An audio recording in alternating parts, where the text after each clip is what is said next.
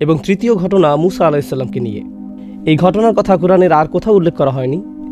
এটি তার জীবনের খুবই ব্যতিক্রমী একটি ঘটনা। ভ্রমণটা ছিল একান্ত ব্যক্তিগত। কোরআনে মুসা আলাইহিসসালামের কথা পড়তে গেলে দেখা যায় তিনি হয়তো সরাসরি আল্লাহর সাথে কথা বলছেন, অথবা ইসরায়েলিদের সাথে আচরণ করছেন, বা তিনি ফেরাউনকে চ্যালেঞ্জ জানাচ্ছেন। তার ভূমিকাটি ছিল জনসাধারণের সাথে সম্পর্কিত। কিন্তু এই ঘটনাটি আমরা মুসা আলাইহিসসালাম সম্পর্কে যা যা জেনেছি তার থেকে একেবারে ব্যতিক্রম। বস্তুত এই ঘটনা নিয়ে রহস্যের কোনো শেষ নেই। আমরা এমনকি জানি না এটি তার জীবনের কোন পর্যায়ে সংঘটিত হয়েছে। দৃশ্যত মনে হয় ঘটনাটি পানি অতিক্রম করার পরে ঘটে, কিন্তু ঐতিহাসিকভাবে ঠিক কখন কোন জায়গায় আমরা তার কিছুই জানি না। আর আল্লাহ সিদ্ধান্ত নিয়েছেন আমাদেরকে না বলার। এই খুতবার জন্য আমি কিছু কথা আজকে বলতে চাই। আল্লাহ কর্তৃক বর্ণিত এই গভীর তাৎপর্যপূর্ণ ঘটনা থেকে শুধু একটি বিষয় তুলে ধরব, আর তা হলো আল্লাহ আজ্জা জাল্লা মুসা আলাইহিসসালামের বর্ণনা দিতে গিয়ে বলেন, প্রথমত তিনি হলেন কোরআনের সর্বাধিক আলোচিত নবী। মুসা আলাইহিসসালামের নাম সবচেয়ে বেশি সংখ্যকবার উল্লেখ করা হয়েছে, আর অবশ্যই তাকেও কিতাব দেওয়া হয়েছে। তারপর সেই কিতাবটি এমন বইয়ে পরিণত হয়, অর্থাৎ আল্লাহ তাকে তাওরাত প্রদান করেন। তারপরে আসা সকল প্রজন্মের জন্য একজন করে নবী ছিল। এই নবীরা তাদের প্রজন্মকে আবারও তাওরাত শিক্ষা দিয়েছেন, আবারও শিক্ষা দিয়েছেন, আবারও শিক্ষা দিয়েছেন, আবারও শিক্ষা দিয়েছেন। তাহলে অধিক সংখ্যক নবী ছাত্র ছিল তাকে যে বই প্রদান করা হয়েছে সে বইয়ের, অন্য যে কোনো নবীর চেয়ে। আর অবশ্যই আল্লাহ আজ্জা জাল্লা মুসা আলাইহিসসালামের জাতির মানুষদের বা ইহুদি সম্প্রদায়কে আহবার হিসাবে অভিহিত করেছেন, জ্ঞানীর মানুষ হিসেবে। এছাড়াও বনী ইসরাইলদের ওলামাদের জন্য কোরআন স্কলার শব্দটি ব্যবহার করেছে, অর্থাৎ এই মানুষগুলোর সুগভীর জ্ঞান ছিল। আল্লাহর কাছ থেকে তারা এটা পেয়েছে, আল্লাহ তাদের এটা দিয়েছেন। এমনকি তাওরাতের মধ্যে পরিবর্তন আনার পরেও কিছু জ্ঞান তাদের মাঝে বর্তমান আছে। সুতরাং আল্লাহ কোরআনে মুসা আলাইহিসসালামের জ্ঞান এবং উচ্চতর মর্যাদার কথা বারবার তুলে ধরেছেন। কিন্তু আজকের আলোচ্য ঘটনায় তিনি শিক্ষক নন, তিনি একজন ছাত্র। মুসা আলাইহিসসালাম, যিনি অন্য সকল ক্ষেত্রে ছিলেন একজন শিক্ষক, এখন তিনি একজন ছাত্র। আর এটা তার জীবনের শুরুর দিকের ঘটনা নয়। লেখাপড়ার কথা যখন চিন্তা করেন, আপনি জীবনের প্রথম দিকে জ্ঞান অর্জন করেন, ছাত্র থাকেন, এভাবে নির্দিষ্ট কিছু যোগ্যতা অর্জন করার পর আপনি শিক্ষক হন। শিক্ষক হওয়ার এটাই স্বাভাবিক প্রক্রিয়া। কিন্তু আমরা এখন যা নিয়ে কথা বলতে যাচ্ছি, এই ঘটনা মুসা আলাইহিসসালামের জীবনের অনেক পরের দিকের ঘটনা। তিনি ইতিমধ্যে ইসরায়েলিদের শিক্ষক হিসেবে বহুদিন অতিক্রম করেছেন। তিনি ইতিমধ্যে তাওরাত গ্রহণ করেছেন। তিনি আল্লাহ আজ্জা জাল্লার পক্ষ থেকে তাদের শিক্ষা দিয়ে আসছেন। আমরা যদি বর্ণনাটি সহি হিসাবে ধরে নেই, তখনকার দুনিয়াতে মুসা আলাইহিসসালামের চেয়ে বেশি জ্ঞানী আর কার অস্তিত্ব ছিল না। তিনি তার চেয়ে জ্ঞানী কারো কথা জানতেন না। তবুও আল্লাহ তাকে বললেন, এমন একজন আছে যে তোমার চেয়ে বেশি জানে, তোমাকে তার কাছে যেতে হবে এবং শিখতে হবে। এখন খুবই ইন্টারেস্টিং এই ঘটনা। এমন একজন সম্পর্কে আমরা কোরআন থেকে যা জানি, এই নবীকে অন্য সবার চেয়ে বেশি জ্ঞান প্রদান করা হয়েছে। তারপরেও আল্লাহ তাকে বলছেন তোমাকে অন্য একজনের কাছ থেকে শিখতে হবে। আমরা জানি যে কোনো ব্যক্তি যত বেশি শিখে, যত বেশি যোগ্যতা অর্জন করে, যত বেশি সার্টিফিকেট অর্জন করে, সমাজে তার মর্যাদা তত বেশি বৃদ্ধি পায়। আমি এমনকি ধর্মীয় জ্ঞান নিয়ে এখানে কথা বলছি না। কেউ পিএইচডি অর্জন করলে এটাও এক ধরনের মর্যাদা। কেউ যদি বিশ্ববিদ্যালয়ের প্রফেসর হয় এটাও বিশেষ মর্যাদা। আর এজন্যই কেউ পাশ করলে আমরা উৎসবের আয়োজন করি। মাধ্যমিক, উচ্চ মাধ্যমিক, মাস্টার্স বা পিএইচডি যেটাই অর্জন করেন, ইসলামী শিক্ষায় যদি কেউ ইজাজা অর্জন করেন বা কোরআন হিফজ করেন, যখনই কেউ শিক্ষাক্ষেত্রে কোনো যোগ্যতা অর্জন করে তার মর্যাদা বেড়ে যায়। সমাজে সে আরও বেশি স্বীকৃতি লাভ করে, মানুষ তার কথা শুনে। তথাপি এই মানুষটি, যাকে আল্লাহ মুসা আলাইহিসসালামের চেয়েও বেশি জ্ঞানী হিসেবে বর্ণনা করেছেন, মুসা আলাইহিসসালাম বরং বহু দূরের পথ পাড়ি দিয়ে ওনার কাছে আসেন জ্ঞান আহরণ করার জন্য, অথচ কেউ তার সম্পর্কে জানে না, কেউ তাকে চিনত না। প্রকৃতপক্ষে সবচেয়ে মজার ব্যাপারগুলোর মাঝে একটি হলো, এমনকি আমরা তার নামও জানি না। কোরআনে আল্লাহ তার নাম উল্লেখ করেননি। হ্যাঁ, হাদিসে তার নাম এসেছে খিজির বা খাদির, তার নামের কয়েকটি বানান উল্লেখ করা হয়েছে। কিন্তু আল্লাহ তার নিখুঁত বাণীতে মুসা আলাইহিসসালামের এই শিক্ষকের নাম আমাদেরকে না বলার সিদ্ধান্ত নিয়েছেন। তিনি আমাদেরকে তার নাম বলেননি। তাহলে আল্লাহ কিভাবে তার বর্ণনা দিলেন? আজ আমি এখান থেকে মূল আলোচনা শুরু করতে চাই। তিনি বললেন, ফাওয়াজাদ আবদাম মিন ইবাদিনা, অর্থাৎ মুসা আলাইহিসসালাম ও তার তরুণ সঙ্গী একসঙ্গে ভ্রমণ করল। পরিশেষে তারা পেল, এ কথাটি মনোযোগ দিয়ে শুনুন, আমার বান্দাদের মধ্য থেকে এক বান্দাকে। সহজে বললে এর অনুবাদ হবে জাস্ট আমার এক বান্দার দেখা পেল। আমার এক বান্দা বললে তো আমরা সবাই এর অন্তর্ভুক্ত। এটা তো বিশেষ কোনো মর্যাদাপূর্ণ বর্ণনা নয়। আমরা এখানে গভীর একটা বিষয় শিখছি। আল্লাহ সুবহানাহু ওয়া তাআলার নিকট কোনো ব্যক্তি যত বেশি জ্ঞান অর্জন করবে, তত বেশি একজন সাধারণ বান্দা হিসেবে পরিচিতি পাবে। এই জ্ঞানের কারণে তারা অন্যদের থেকে স্পেশাল হয়ে যান না। বরং এই জ্ঞানের ফলে সেই বান্দা বুঝতে পারে ইন্নানি মিনাল মুসলিমিন, আমি শুধু সব মুসলমানদের মধ্যেই একজন মুসলমান, আমি অন্য কারো চেয়ে উচ্চতর কেউ নই। দেখুন, অন্য সকল জ্ঞানের ক্ষেত্রে কেউ কিছুটা জ্ঞান অর্জন করলে নিজের মাঝে কেমন যেন আত্মম্ভরিতা তৈরি হয়। কোনো কনভেনশনে যোগ দিলে যদি তার পিএইচডি থাকে, তখন শুধু আব্দুল করিম লিখবে না, লিখবে ডক্টর আব্দুল করিম, পিএইচডি। আচ্ছা, এক কাজ করি, পিএইচডি একটু মোটা অক্ষরে লিখি। অথবা কারো কাছে নিজের পরিচয় দিতে গিয়ে বলবে, হেই, আমার নাম সালমান। না না না, আমার নাম ডক্টর সালমান। অথবা আপনার ইমেইল আইডি বা অন্য কোনো আইডিতে নিজের নাম শুধু জৈনাব লিখবেন না, লিখেন জৈনাব MBA। আপনাকে নিজের অর্জিত যোগ্যতাগুলো যোগ করে দিতে হবে, কারণ এর মাধ্যমে বোঝানো হয় আমার যোগ্যতা আছে। অনেকে এভাবে নিজেকে জাহির করতে দারুণ ভালোবাসে। একটা মজার ঘটনা মনে পড়েছে, অনেক দিন আগের কথা। তখন আমি কলেজে পড়তাম। সে সময় আমরা বন্ধুরা মিলে MSA কনভেনশনে যোগ দিতাম। আমার এক বন্ধু তখন মজা করে বুকের উপর একটা নেম প্লেট ঝুলিয়ে দিত, ডক্টর ফারেস মাহমুদ PhD, গুণ 10। বিষয়টা হলো, সার্টিফিকেট আপনাকে এক ধরনের সামাজিক স্ট্যাটাস দান করে। আর আল্লাহর কাছে আমাদের স্ট্যাটাস কি? আপনার যদি সত্যিকারের জ্ঞান থাকে, আমার যদি সত্যিকারের জ্ঞান থাকে, তাহলে আমরা বুঝতে পারবো আল্লাহর নিকট আমাদের সর্বোচ্চ স্ট্যাটাস হলো আমি আল্লাহর একজন দাস মাত্র। দাস শব্দটা আমি ইচ্ছে করে ব্যবহার করছি, আমি চাকর ব্যবহার করিনি, আমি বলেছি দাস, কারণ শব্দটা কেমন যেন অপমানকর। একেবারে আক্ষরিক অর্থে আরবিতে আমাকে তো কোরআনের আরবির যত কাছাকাছি সম্ভব অনুবাদ করতে হবে। আমি রাজনৈতিকভাবে শুদ্ধ হওয়ার চেষ্টা করছি না, আমি ভাষাগত দিক থেকে সঠিক হওয়ার চেষ্টা করছি। বোঝার চেষ্টা করুন কেন এই পরিভাষাটি ব্যবহার করা হয়েছে।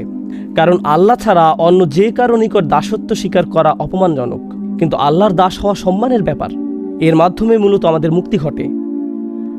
আপনার পক্ষে এমন কোনো টাইটেলের কথা, এমন কোনো উপাধির কথা চিন্তা করা সম্ভব নয় যা দাসের চেয়ে নিচু হতে পারে। দাস, পৃথিবীতে মানুষ যত ধরনের চাকরি করে, চাকরিতে যত ধরনের পদ আছে, কেউ যদি দাসত্বের পদ গ্রহণ করে, এর চেয়ে বিনয়ী, এর চেয়ে নিচু আর কোনো পদ হতে পারে না। আর এই ঘটনায় আমরা দেখতে পাচ্ছি এমন একজনকে যার রয়েছে সর্বোচ্চ জ্ঞান, তথাপি সব মিলিয়ে তিনি শুধুই একজন আবদান, একজন দাস। অধিকন্তু এটা আল আবদ ব্যবহার করা হয়নি, এটা এমনকি মুআররাফ বিল নামও নয়। এখানে এমনকি সুনির্দিষ্ট করে দাসটিও বলা হয়নি। এমন বলা হয়নি যে ইনি সেই লোক যার কাছ থেকে তুমি শিখবে, না, যে কোনো একজন দাস। কারণ এখান থেকে আমরা জানতে পারি সত্যিকার অর্থে ইসলাম শিখার অর্থ কি। কেউ যখন সত্যিকার অর্থে আল্লাহর জ্ঞান আহরণ করে, তখন আসলে সে ব্যক্তি আরও বেশি বেশি বেশি সাধারণ মানুষদের অন্তর্ভুক্ত, তাদের উপরে নয়। সে অন্য সবার উপরে নয়, সে আরও বেশি বিনম্র, যত ডিগ্রি তার থাকুক না কেন। জানো আমি কোন ভার্সিটি থেকে পাশ করেছি? জানো আমার কতগুলো ডিগ্রি আছে? তোমার কি এই বিষয়ে ইজাজা আছে? তুমি কি অমুক শায়েখের কাছ থেকে শিখেছ? এর কোনো কিছুই এখন আর গুরুত্ব বহন করে না, এগুলো এখন অনুপস্থিত। প্রায় বছরখানেক আগের একটা চমৎকার অভিজ্ঞতার কথা আমার মনে পড়েছে। আমি আরব উপদ্বীপের দেশ ওমানে ভ্রমণে গিয়েছিলাম। সেখানকার একটি প্রোগ্রামে আমি যোগ দিয়েছিলাম, যা একটি মসজিদে আয়োজন করা হয়েছিল। প্রোগ্রামটি ছিল 7 দিন ব্যাপী। এটা ছিল একটা ইতিকাফ, যাতে আমরা 500 জন উপস্থিত ছিলাম। এটি ছিল শুধু কোরআন নিয়ে গভীর চিন্তাভাবনা বিষয়ক প্রোগ্রাম। এটাই ছিল তার মূল উদ্দেশ্য। এই প্রোগ্রামে যোগ দেওয়ার জন্য কিছু বিস্ময়কর নিয়মকানুন ছিল। তার মাঝে একটি ছিল, কোনো ফোন নেওয়া যাবে না। আস্তাগফিরুল্লাহিল আযীম। প্রোগ্রাম আয়োজকদের কাছে ফোন রেখে আসতে হবে। যদি কোনো ইমার্জেন্সি কল আসে, তাহলে তারা তা হ্যান্ডেল করবে।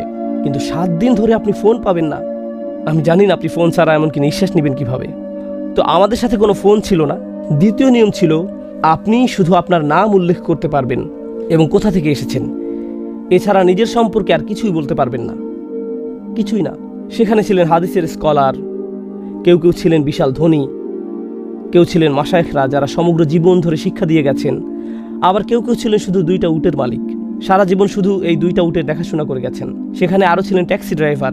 কিন্তু আমরা কারো আসল পরিচয় জানতাম না, কেউ জানে না কার পরিচয় কি। সর্বসাকুল্যে আপনি শুধু বলতে পারতেন, ইসমি কাজা ওয়া কাজা আনামিন, শুধু এইটুকুই। আপনি এমনকি বলতেও পারতেন না আপনার বয়স কত, আমি অমুক কাজ করি, অমুক চাকরি করি, না। আবার যখন কোরআন নিয়ে আলোচনা করতে যাবেন, তখন স্কলারদের উদ্ধৃতি দিতে পারবেন না, আরবির ভাষাতাত্ত্বিক বিশ্লেষণ বা এরকম কিছু করতে পারবেন না, কারণ এতে কেউ হয়তো বুঝে যেতে পারে, আচ্ছা উনি তাহলে একজন স্কলার। অতএব আপনি এভাবে কথা বলতে পারবেন না। সবকিছু মৌলিক আলোচনার মধ্যে সীমাবদ্ধ রাখতে হবে। এগুলো ছিল নিয়মকানুনের অন্তর্ভুক্ত। অংশগ্রহণকারীদের অধিকাংশই ছিল স্কলার। অংশগ্রহণকারীদের মধ্যে বড় বড় পণ্ডিত ব্যক্তিরা ছিলেন। অনুষ্ঠানটি ছিল মূলত বিনম্রতার অনুশীলন। 7 দিন ধরে বিনম্রতা শেখার খুবই গভীর একটা অনুশীলন ছিল সেটা। আমরা যেন শুধু আবদাম বিন ইবাদিনা হতে পারি, যেন শুধু একজন দাস হতে পারি। শাহ ওয়ালিউল্লাহ দেহলভী রহমাহুল্লাহ অসাধারণ সুন্দর একটি কথা বলেছেন, এটা আমার মাথায় বদ্ধমূল হয়ে আছে। যুবক বয়সে যখন প্রথম শুনেছিলাম তখন থেকে। যার সত্যিকারের জ্ঞান রয়েছে তিনি তার বর্ণনা দিয়েছেন। তিনি বলেন, একটি গাছে যখন ফল ধরে তখন তার ডালপালাগুলো নুয়ে পড়ে। গাছে ফল ধরলে ডালপালাগুলো নিচের দিকে ঝুঁকে পড়ে। ব্যাপারটা হলো, নিজের ভেতরে যদি সত্যিকারের জ্ঞান ফল ধারণ করে থাকেন, আপনি নম্র হয়ে নুয়ে পড়বেন। নিজেকে আপনার বড় কিছু মনে হবে না। কেউ যদি আপনার জ্ঞান নিয়ে প্রশ্ন তোলে, আপনার সমালোচনা করে, নিজের মাথায় তখন আপনি এভাবে ভাববেন না, আমার সম্পর্কে প্রশ্ন করার তুমি কে, এভাবে আমি চিন্তা করব না। আমরা বরং চিন্তা করব আবদাম বিন ইবাদিনা এর মতো। এখন মূসা আলাইহিস সালামকে কিতাবের জ্ঞান প্রদান করা হয়েছিল, তাকে ঐশী জ্ঞান প্রদান করা হয়েছিল। এটা আমার খুতবার পরবর্তী অংশ, যা আমি আপনাদের সাথে শেয়ার করতে চাই। মূসা আলাইহিস সালামকে তাওরাত দেয়া হয়েছিল, যা ছিল আল্লাহর বাণী। এটা ছিল সে সময়ের কোরআন। এমনকি কোরআনের এক স্থানে এটাকে অন্য একটি কোরআন হিসেবে বর্ণনা করা হয়েছে। এরকম একটি কিতাব তাকে দেয়া হয়েছিল। সুতরাং তিনি আল্লাহর কালাম শিখেছিলেন। তাহলে কিভাবে তিনি আল্লাহর বাণী থেকে গভীর বা ভিন্ন কিছু শিখবেন? তিনি তো ইতিমধ্যে আল্লাহর বাণী শিখেছেন। তাহলে তিনি কিভাবে অন্য একজনের কাছ থেকে শিখবেন? দেখুন, 2 ধরনের জ্ঞান আছে, 2 প্রকারের জ্ঞান আছে। একটা হলো আল্লাহর বাণীর জ্ঞান, আর অপরটি হলো বাস্তবতার জ্ঞান। তাহলে একটা হলো আল্লাহর কালামের জ্ঞান, আর একটা হলো বাস্তবতার জ্ঞান। কেউ যদি গভীর জ্ঞান অর্জন করেন, গভীর উপলব্ধি অর্জন করে আল্লাহর বাণী সম্পর্কে, তার মানে এটা নয় যে উক্ত ব্যক্তি বাস্তবতার জ্ঞান ও সত্যিকার অর্থে গভীর পাণ্ডিত্য অর্জন করে ফেলেছে। এগুলো সম্পূর্ণ আলাদা 2টি বিষয়। যার কাছ থেকে তিনি জ্ঞান আহরণ করতে যাচ্ছেন, তাকে অন্য ধরনের জ্ঞান প্রদান করা হয়েছে, বাস্তবতার জ্ঞান। তাকে সে ধরনের জ্ঞান দান করা হয়েছে, কিতাবের জ্ঞান নয়। কিতাবের জ্ঞান দেয়া হয়েছে মূসা আলাইহিস সালামকে, আর এটা গভীর জ্ঞান, সর্বোচ্চ জ্ঞান, কিন্তু এটা হলো ভিন্ন ধরনের জ্ঞান।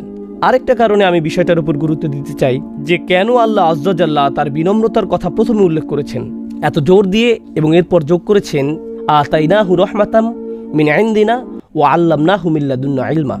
এই অংশটি মনোযোগ দিয়ে শুনুন। প্রথমে বলা হলো, সে শুধুই আমার দাসদের মাঝে একজন দাস, এটুকুই, একজন গোলাম মাত্র।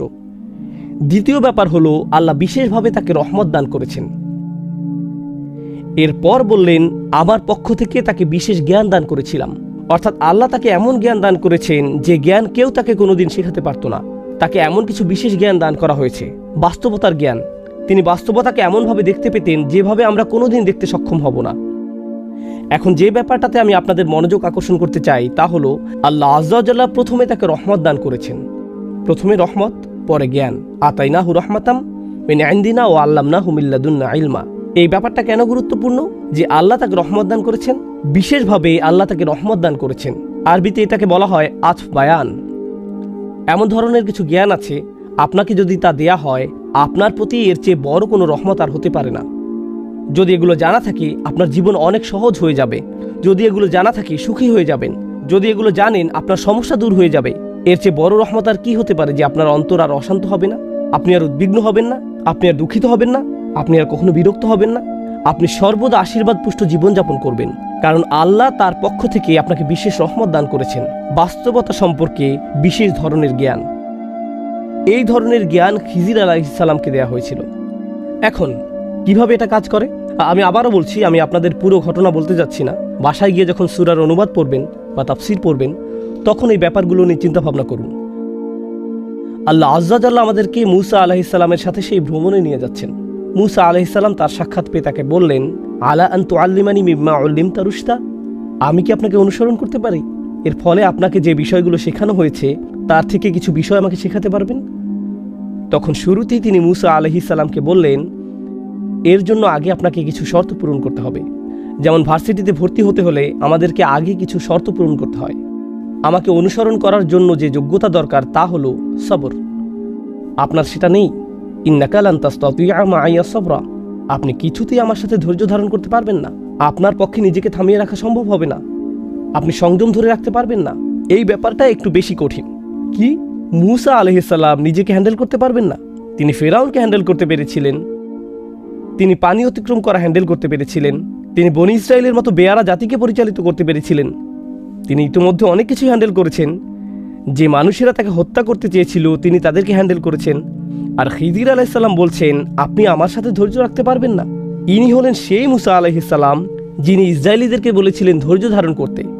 তিনি তাদের বলেছিলেন যখন ফেরাউনের বাহিনী তাদের ধাওয়া করেছিল, কাল্লা ইন্না মাইয়া রব্বি সায়াহদিনী, না না কোনো সমস্যা নেই, আমার রব আমার সাথে আছেন।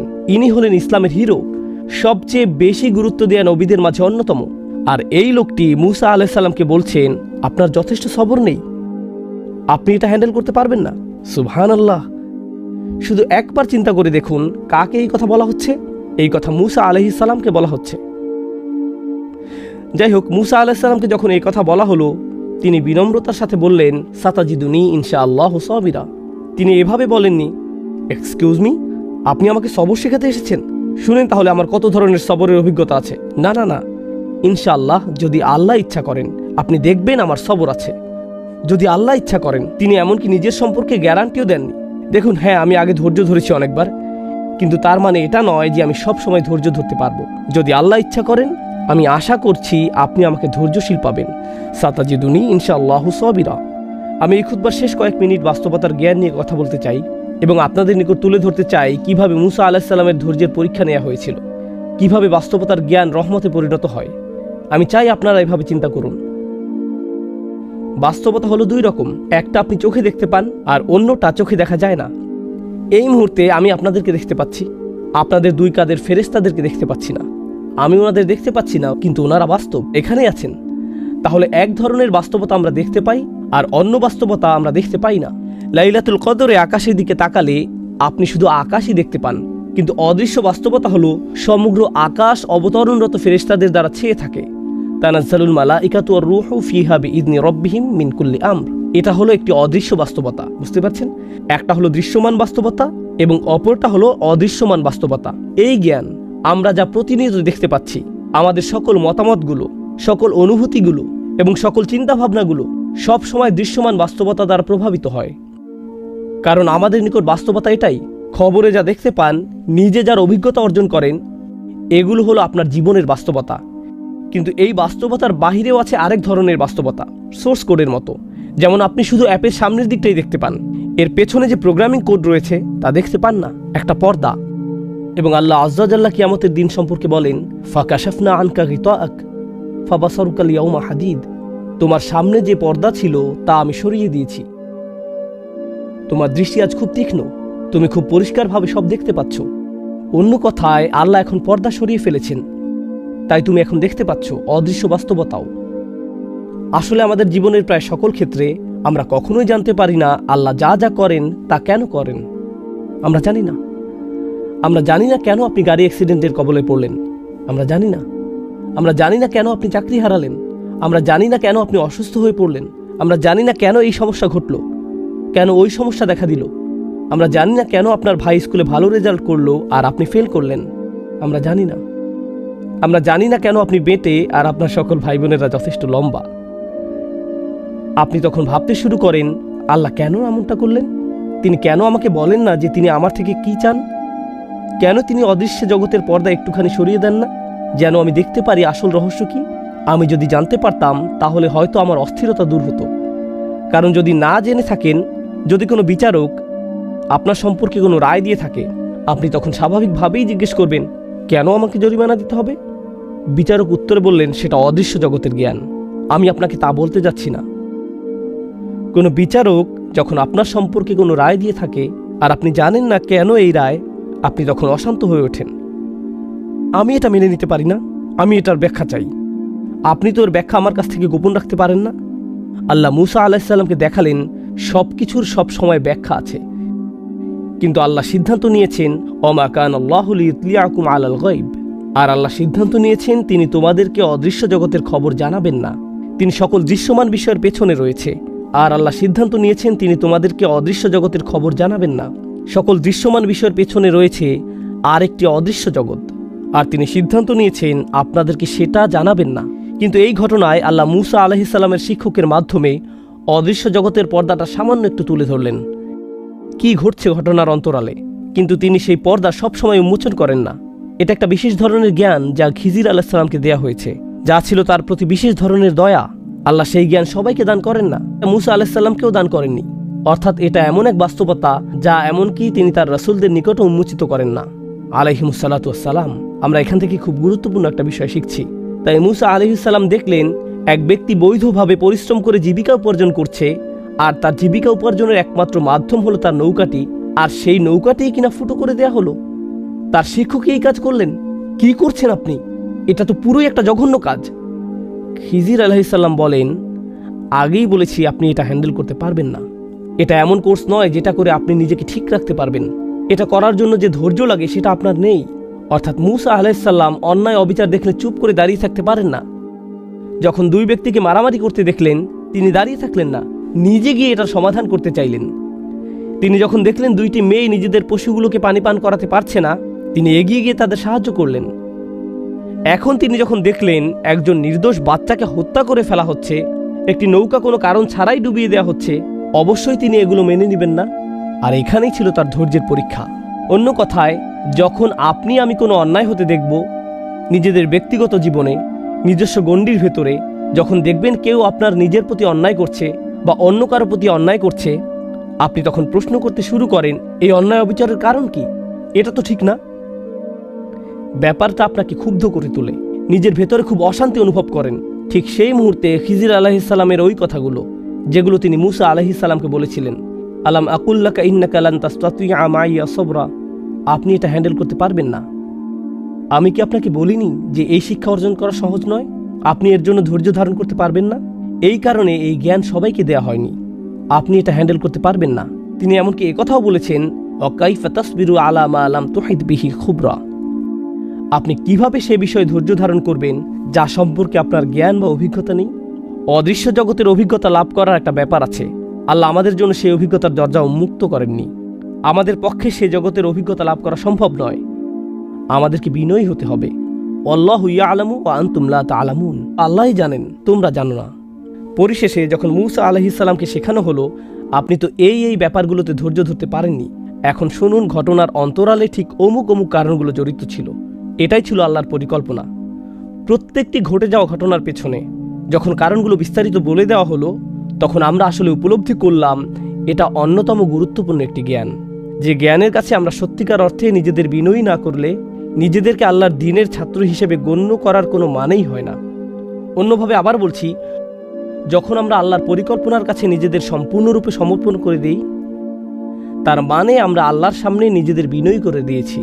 আমাদের শিক্ষকের উপর আমাদের ভরসা আছে, মানে আল্লাহর উপর, এবং যে পথে তিনি আমাদের নিয়ে যাচ্ছেন তাতেও আমাদের আস্থা আছে। যদিও সে পথটা কষ্টকর মনে হয়, তবু তার উপর আমাদের বিশ্বাস একটু কমবে না। আর এমনটা করা সহজ নয়। যদি এটা মুসা আলাইহিস সালামের মতো একজন রাসূলের জন্য সহজ না হয়, ওয়া কাল্লামাল্লাহু মুসা তাকলিমা, যিনি আল্লাহর সাথে সরাসরি কথা বলেছিলেন, এমনটা করা এমনকি তার জন্যও সহজ ছিল না। তার মানে আপনার আমার জন্যও এটা সহজ নয়। এটা জীবনের অন্যতম একটা কঠিন কাজ যা আমাদের করতে হবে। আর তা হলো সত্যিকার অর্থে মন থেকে আল্লাহর পরিকল্পনা মেনে নিতে সক্ষম হওয়া। এটা উপলব্ধি করতে সক্ষম হওয়া যে নিশ্চয়ই এর পেছনে আরো বড় কোনো পরিকল্পনা রয়েছে। প্লিজ এই খুতবায় আমি যে ব্যাপারটা তুলে ধরতে চাচ্ছি তা বুঝতে ভুল করবেন না। আমি বলছি না যে মানুষ যখন আপনার সাথে বৈষম্যমূলক আচরণ করে বা অন্যায় আচরণ করে অথবা কোনো অন্যায় কাজ হতে দেখেন, আপনার তখন কিছু বলা উচিত না, কারণ এটা আল্লাহর প্ল্যান। আমি এখানে ধৈর্য অবলম্বন করব, কিছু বলবো না। এখানে এটা বলা হয়নি। এখানে এমন সব ঘটনাবলী সম্পর্কে বলা হচ্ছে যা আমাদের নিয়ন্ত্রণের বাহিরে। যখন এমন কিছু ঘটে যা আমাদের পক্ষে নিয়ন্ত্রণ করা সম্ভব হয় না, মনে রাখবেন তার জন্য একটা পরিকল্পনা আছে। তখনও আল্লাহর একটা পরিকল্পনা কাজ করে। আমাদেরকে তো ন্যায় বিচারের জন্য দাবি জানাতে হবে, অন্যায়ের বিরুদ্ধে রুখে দাঁড়াতে হবে, এই বাধ্যবাধকতা আমাদের উপর আছে। কিন্তু এটা এর বাহিরের একটা বিষয়। ওইটা তো সুস্পষ্ট কমন সেন্সের ব্যাপার, যা নিয়ে কোরআনের সর্বোচ্চ আলোচনা করা হয়েছে। কিন্তু আল্লাহ আজ্জা ওয়াজাল্লার সামনে একটি মনোভাব পোষণ করার ব্যাপার আছে। আমি এভাবে বলবো না, ইয়া আল্লাহ, আমি তো এই পরিকল্পনার পেছনে কোনো যৌক্তিক কারণ খুঁজে পাচ্ছি না। যদি আমি প্ল্যান করতাম আরো ভালোভাবে করতাম। মাআযাল্লাহ, যদি এমন চিন্তা কারো মাথায় এসে পড়ে, এই চিন্তাকে অবশ্যই মেরে ফেলতে হবে। কারণ আমার পরিকল্পনার চেতনা, আমার সিদ্ধান্ত নেওয়ার ক্ষমতা সব সময় দুর্বল। আপনি কি ভাবছেন আপনি আল্লাহর চেয়ে বেশি দয়ালু? আপনি কি ভাবছেন আপনি আল্লাহর চেয়েও বড় ন্যায় বিচারক? আমি কি ভাবছি আমি আল্লাহর চেয়ে ভালো পরিকল্পনাকারী? আমি আল্লাহর চেয়ে বেশি জানি, আল্লাহর চেয়ে বেশি প্রজ্ঞা আছে আমার? এটাই কি আমি ভাবছি? কারণ আমি যখন তার সিদ্ধান্তকে এভাবে প্রশ্ন করি, সুস্পষ্ট রূপে আমি কোনো ভুল করছি। অবশ্যই কখনো কখনো আমরা এমন চিন্তার কাছাকাছি চলে আসতে পারি, এমনকি ফেরেশতারাও একবার কাছাকাছি চলে এসেছিলেন। তারা বুঝতে পারেননি কেন আদম আলাইহিস সালামকে সৃষ্টি করা হয়েছে, তারা বুঝতে পারেননি। তারা এমনকি আল্লাহ আযজা ওয়া জাল্লাকে জিজ্ঞেস করলেন, আতাজআলু ফিহা মান ইউফসিদু ফিহা ওয়া ইয়াসফিকুদ দিমা, আপনি কি সেখানে এমন কাউকে সৃষ্টি করবেন যে তাতে ফাসাদ করবে এবং রক্তপাত করবে? আমরা তো বুঝতে পারছি না। কিন্তু তাৎক্ষণিক এটা বলার সাথে সাথেই, কারণ তারা বুঝতে পারছিল না, এতে কোনো সমস্যা নেই, আমরা আল্লাহর কাছে জানতে চাইতে পারি, ইয়া রব, আমি যদি বুঝতে পারতাম কেন এটা ঘটছে, পরিস্থিতি মোকাবেলা করতে আমাকে মানসিক শান্তি দান করুন। কিন্তু তৎক্ষণাৎ ফেরেশতারা কি বলেছিলেন? ওয়া নাহনু নুসাব্বিহু বিহামদিকা ওয়া নুকদ্দিসু লাক, প্রসঙ্গত আপনি নিখুঁত, আমরা এই পরিকল্পনাটা বুঝতে পারছি না, কিন্তু তার মানে এই নয় যে আপনি ভুল সিদ্ধান্ত নিয়েছেন, মোটেই না। এর নাম হলো বিনম্রতা। আল্লাহর বান্দাদের মাঝে একজন বান্দা হওয়ার মানে এটাই, আবদাম মিন ইবাদিনা। একদিকে আপনি ওহীর জ্ঞানে পারদর্শী হতে পারেন, আরবি ভাষায় পণ্ডিত হতে পারেন, কোরআন হিফজ করতে পারেন, হাদিস পড়তে পারেন, এই সব কিছু আপনার জানা থাকতে পারে, কিন্তু এই ব্যাপারটা অন্তরে নেই।